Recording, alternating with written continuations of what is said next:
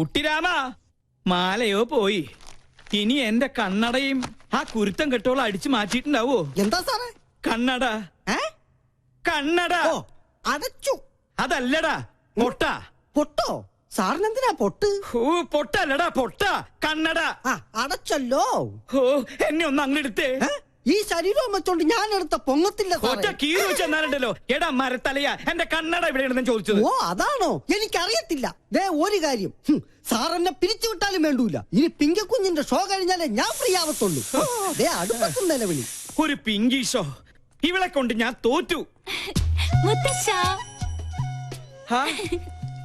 എവിടെ വെച്ച് മറന്നാലും ഈ സമയത്ത് ഇത് അന്വേഷിക്കുമെന്ന് എനിക്ക് അറിയായിരുന്നു. ഓ പിന്നെ, ആ തല തിരിഞ്ഞവരുടെ വേഷം കെട്ട് കാണാനൊന്നും എന്നെ കിട്ടില്ല. താൻ തോന്നി. എലിവിഷത്തേക്കാൾ വലിയ വിഷമാണ് അവളുടെ ടെലിവിഷൻ പരിപാടി. അല്ല, മുത്തശ്ശനും കൊച്ചുമോളും തമ്മിൽ എന്തോ ഉടക്കുണ്ടല്ലോ. ആ കുരുത്തം കെട്ടവള് ആരാണ് അവളുടെ വിചാരം? കായംകുളം കൊച്ചുണ്ണിയുടെ കൊച്ചുമോളോ? ഇപ്പൊ പട്ടാ പകല് പിടിച്ചു പറയും തുടങ്ങിയിരിക്കണു. പൂച്ചക്കുഞ്ഞാ? പൂച്ചക്കുഞ്ഞ് ഷോ തുടങ്ങാറായി. Welcome to colour show.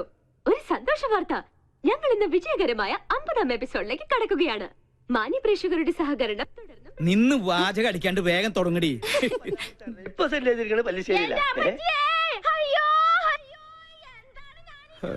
മാല അടിച്ചു മാറ്റിട്ട് അവളുടെ കളി.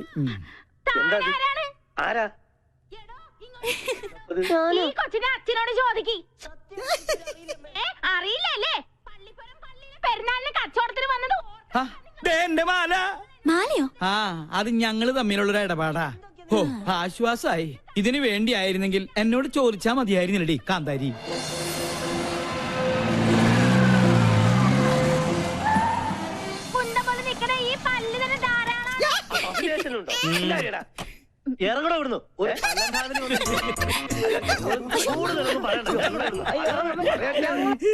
അടുക്കളയിൽ ജോലിയൊന്നുമില്ലേ?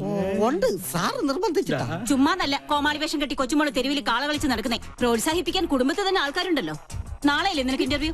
ഈ TV കാണുന്ന നേരം കൊണ്ട് നാളത്തേക്ക് വല്ലതും പ്രിപ്പയർ ചെയ്യാൻ നോക്ക്. ഒരു ബഫൂൺ ഷോയും അതിന് കുറെ കാഴ്ചക്കാരും.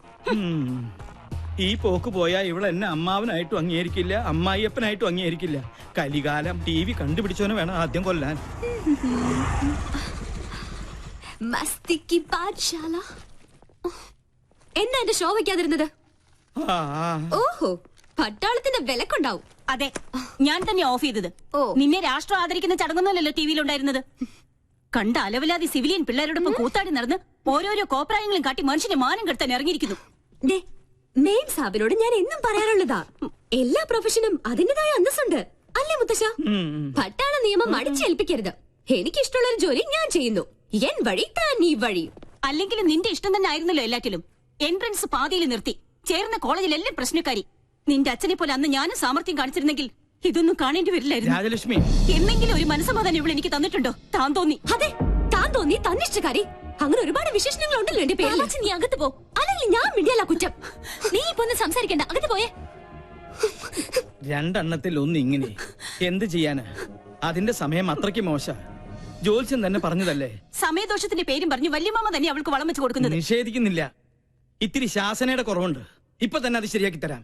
എടി പിങ്കി, പിങ്കി, നീ കുറെ ദിവസമായി തുടങ്ങിയിട്ട്. എവിടെ അവള്? നിന്നെ ഞാൻ ഇന്നും. പിങ്കി, സുഖല്ലേ? എന്റെ മാല എവിടെ?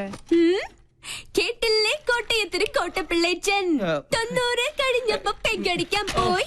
മാല കേട്ട് വന്നു, കോട്ട വാങ്ങി വന്നു. മാല വേണോ കോട്ട വേണോ? രണ്ടും. ആദ്യം കോട്ട പിന്നെ മാല. ഓക്കേ? ഈ പട്ടാളവും കലയും തമ്മിൽ ചേരില്ല മുത്തശ്ശ. കണ്ടില്ലേ, ഇതൊക്കെ കലാരംഗത്ത് എനിക്ക് കിട്ടിയ അംഗീകാരങ്ങളാ. വേണേ കൊണ്ട ഒരു കല പോലും പട്ടാളം രാജലക്ഷ്മിയുടെ ജീവിതത്തിലുണ്ടോ? അസൂയ, പെരുന്തച്ചൻ സിൻഡ്രം. നീ എടുത്തൊഴിക്കടി.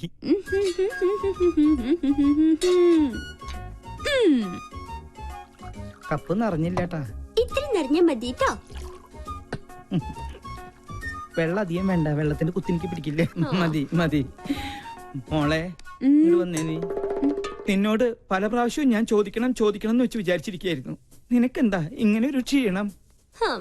അല്ല, ദേ ഈ നിധിവേടത്തിന്റെ താക്കോല് ഇനിയെങ്കിലും എന്നെ ഏൽപ്പിച്ച നിനക്കെന്താ ഒരു പ്രശ്നം? പിന്നെ എനിക്കെന്താ ഇവിടെ ഒരു പിടിവള്ളി? അത് ശരി, എന്റെ വീക്ക്നെസ് വെച്ച് തന്നെ നിനക്ക് കാര്യം നടത്തണം അല്ലേടി കാന്താരി?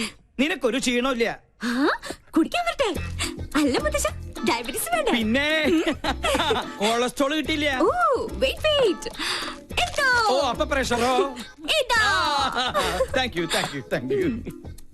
നേരം മരുന്നും പത്തിയും നോക്കി പട്ടാളം പരിചരിക്കുന്ന ദേഹായത്. ഓർമ്മ വേണം. എടേ, വയസ്സ് നമ്മുടെ കയ്യിലല്ല, പക്ഷേ ആയുസ് അത് കൂട്ടണോ കുറയ്ക്കണോ എന്ന് തീരുമാനിക്കുന്നത് നമ്മളാ. അയ്യോ, ക്യാൻസർ തന്നില്ല. വലിച്ചാട്ടേ. വലിപ്പിക്കാൻ വരട്ടെ. എവിടെ എന്റെ മാല? ഞാനത് ടിവിയിൽ കണ്ടു. അമ്പടി കള്ളി. എന്താ ഇത്? ഏലസ്. മുത്തശ്ശന്റെ തല പോലെ ഉള്ള പൊള്ളയായതുകൊണ്ട് ഇതിന്റെ കച്ചവടം നടന്നില്ല. അപ്പൊ എന്റെ മാലയോ?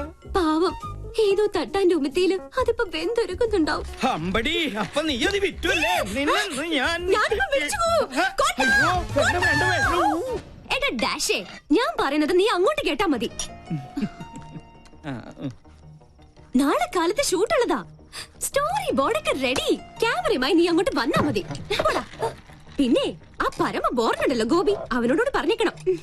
പോടാ ഡാഷേ. Stop it. തീന്മേശയിലാണോ നിന്റെ തന്നോന്നിത്തരം? ടേബിൾ മാനസ് അറിയില്ലേ നിനക്ക്?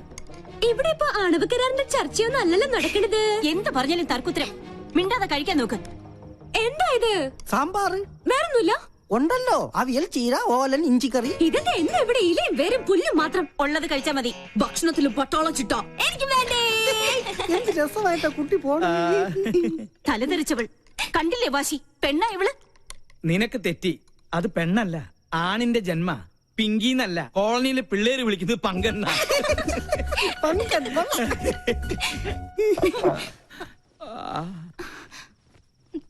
മോള് കഴിക്ക്. ഇതിവിടെ പുത്തിരിയൊന്നും അല്ലല്ലോ.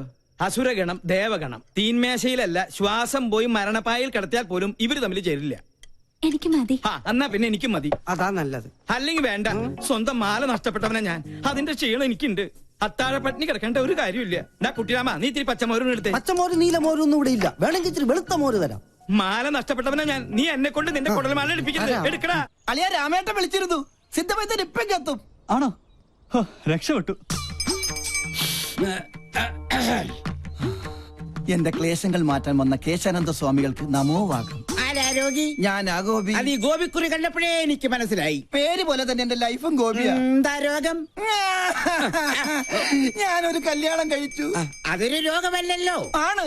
ആ, ഒരച്ഛന്റെ ഒരേ ഒരു മോളെയാണ് ഞാൻ കല്യാണം കഴിച്ചത്. ഞങ്ങളുടെ ജീവിതം തികച്ചും സന്തുഷ്ടമായിരുന്നു. പാലിൽ പഞ്ചാര കളിക്ക പോലെ. ഭാര്യക്കാൾ എന്നെ പ്രേമിച്ചത് എന്റെ അമ്മായിയപ്പനായിരുന്നു. അയ്യേ തെറ്റിദ്ധരിക്കരുത്. അദ്ദേഹത്തിന് നല്ലൊരു പിതൃഹൃദയമുണ്ടായിരുന്നു. ഞാൻ വേണ്ട എന്ന് പറഞ്ഞിട്ടും അദ്ദേഹം നിർബന്ധിച്ച് എനിക്ക് ശ്രീധരമായ ഒരു ടെമ്പോ ട്രാവലർ വാങ്ങിച്ചു തന്നു. അത് ട്രയലൊടിച്ച ശുഭമുഹൂർത്തത്തിലാണ് അത് സംഭവിച്ചത്.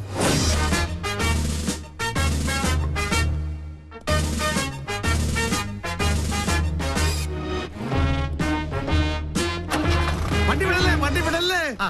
എന്താ മോനെ ഗോപിക്കുട്ടാ, എന്താ അച്ഛാ? അച്ഛനൊന്ന് പ്രാർത്ഥിച്ചോട്ടേടാ. ഓ, ഇതാണോ ഗിയർ? ഈശ്വരാ, എന്റെ മരുമോന് സഹപാഠി. അയ്യോ അയ്യോ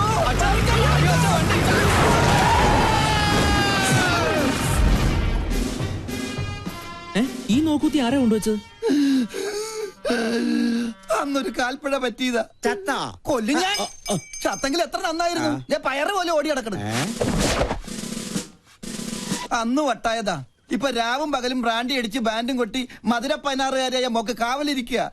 ആയുർവേദം, അലോപ്പതി, ഹോമിയോപ്പതി, അവിൽപ്പതി, എന്തിന് ചോറും പതി വരെ ഞാൻ പ്രയോഗിച്ചു നോക്കി. പട്ട് കൂടുന്നതല്ലാതെ കുറയുന്നില്ല. വൈദ്യരെങ്കിലും എന്നെ ഒന്ന് സഹായിക്കണം. എന്നാലേ എനിക്കൊരു ദാമ്പത്യമുള്ളൂ. അണ്ടർവെയറിന് കടുങ്കെട്ട് വീണതുപോലെ ഇപ്പോഴത്തെ എന്റെ അവസ്ഥ. മതമിളകിയ കൊമ്പനെ മർമ്മത്തിൽ ചൂണ്ടി നിർത്തിയവനെ ഈ കേശാനന്ദ സ്വാമികൾ പിന്നെയല്ലേ ഈ കുഴിയാന. കിഴി പിടിക്കൂ.